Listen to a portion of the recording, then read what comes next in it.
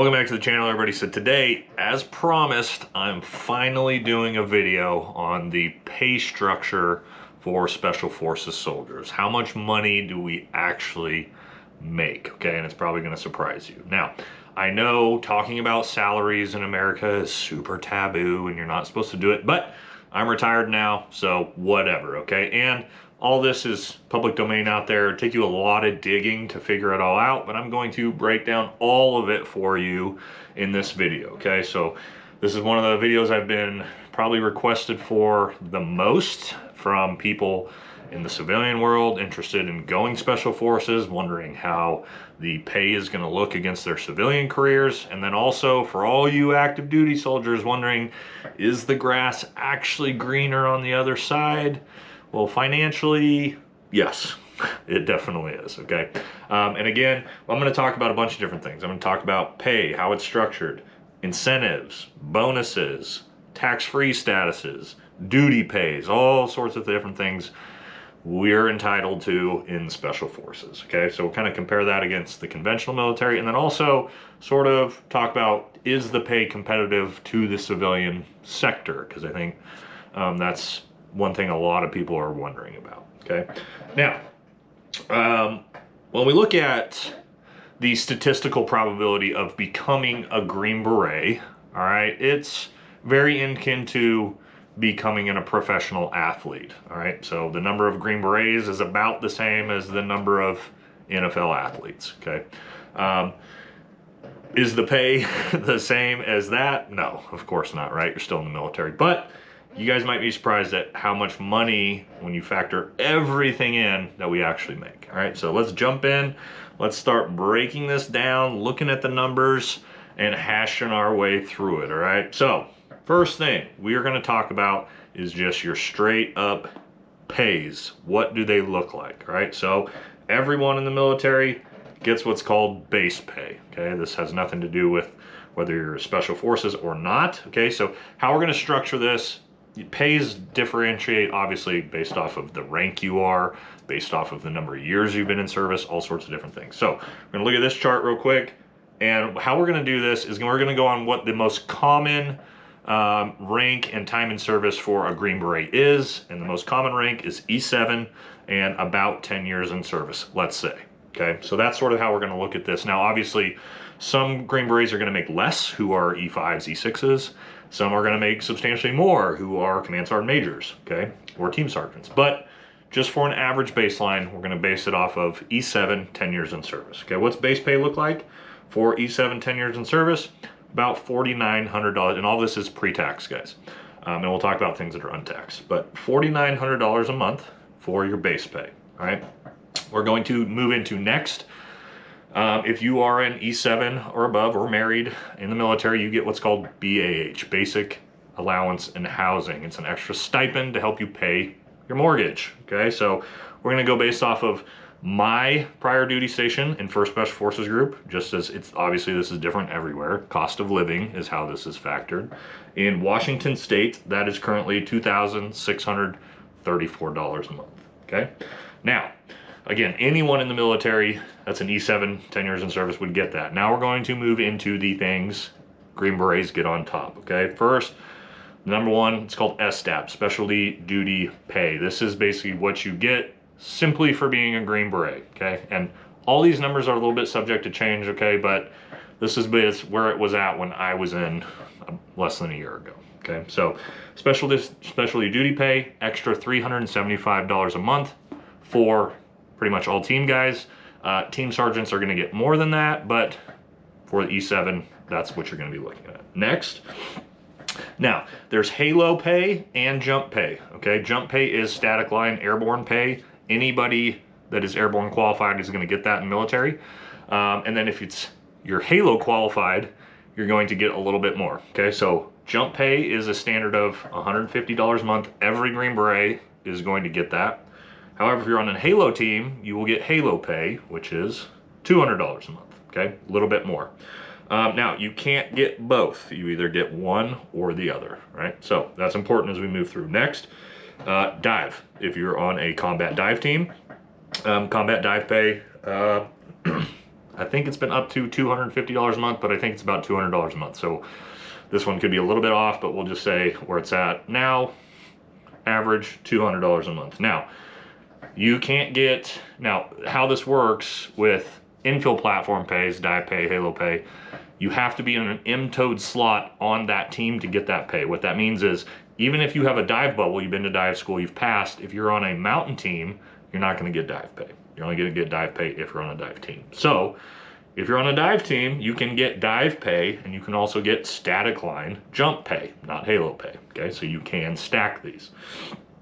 Next, demo pay, okay? So demolition pay, it's a hazardous duty pay.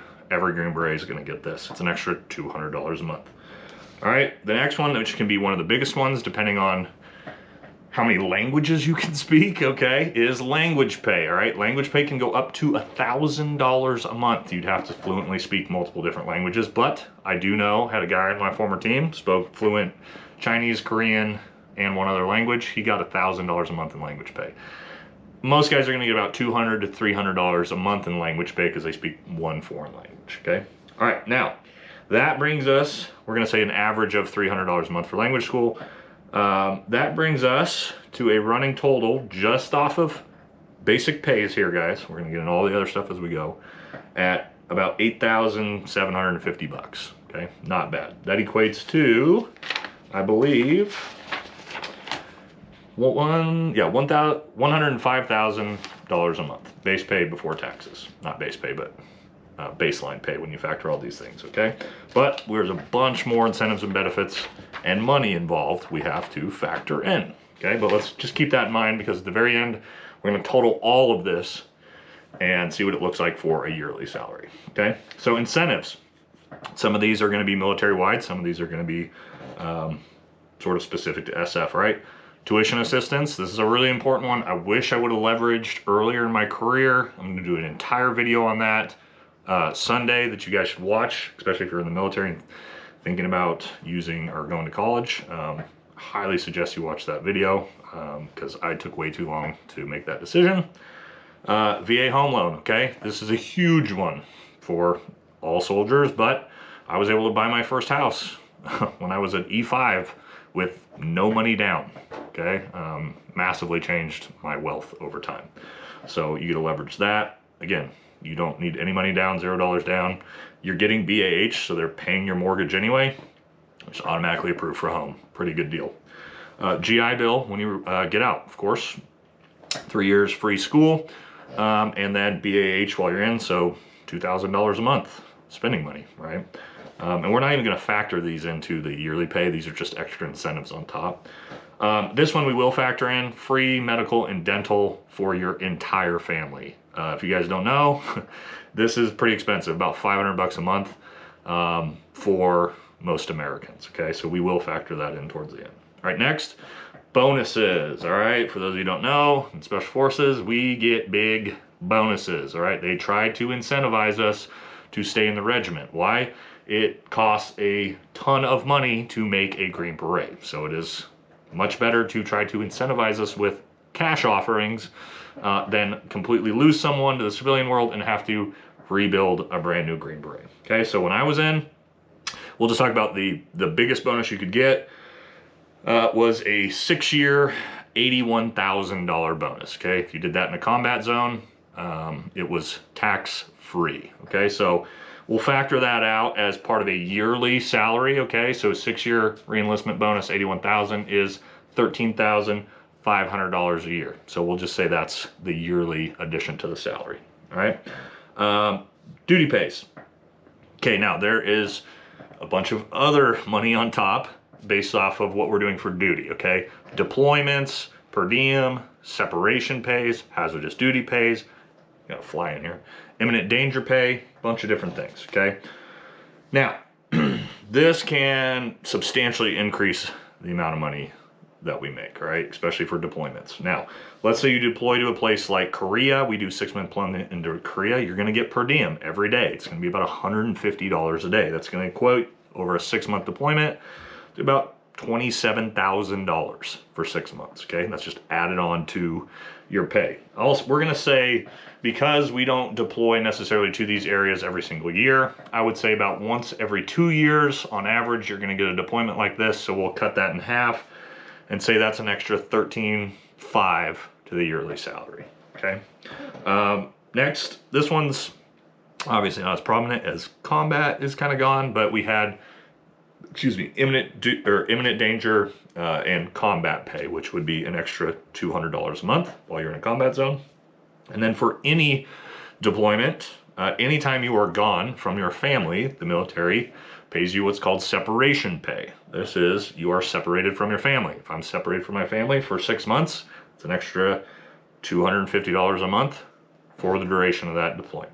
All right, so you can see a lot of these things are starting to stack on top of each other to where it's potentially more money than we might have thought. All right, so let's grand total this. And again, this is averages because we're factoring in things like potential deployments and bonuses and whatnot. But what does this look like on average if you factored over your career, the average amount of money E7 Green Beret is making today? Okay, let's put the numbers up. All right, so again, we factored in our total sort of base pay with all our bonus pays and whatnot at $105,000. Okay, when we factored in bonuses, split that over the 6-year duration for the 13.5. Okay, we add in what health and dental would cost us in the civilian world, extra $6,000 a month. Deployment per diem, again, okay, we halved that just for averages, an extra $13.5. All right, separation pay, we're gone usually an average of 6 months out of the year, every year, and an extra $3,000 for that. Where does that bring us to? Approximately on average, before taxes, $141,000 a year, okay? Factor in taxes, and obviously this can shift a little bit. Maybe you didn't deploy that year, maybe you were at SWIC, things like that. But let's just say averaged with incentives, things like medical insurance, dental insurance for the whole family factored in on top, looking at about $141,000 a year. Plus, okay, this doesn't account when you retire with a pension and disability and GI Bill and VA home loan and all these sorts of things. Yeah, it's actually extremely, extremely competitive financially to, obviously, and those of you in the conventional Army are probably looking at this going, Jesus Christ. Yeah, it's probably about twice the money a conventional E7 is making when you factor everything in. And in the civilian world, this one's a little bit harder, right? Because yes, a 10+ year operational Green Beret is going to be highly sought after in the civilian world for a wide range of jobs, high paying jobs, management, tech, cybersecurity, all sorts of different things. So it's probably a little bit less on average than like a lot of my buddies are making now that they're retired. But it still is quite competitive. When you look at $141,000 a year is in the very, I don't know, probably top 5%. I don't know. Somebody can correct me if I'm wrong. I don't know the numbers off the top of my head. Maybe top 5% of earners in the entire country.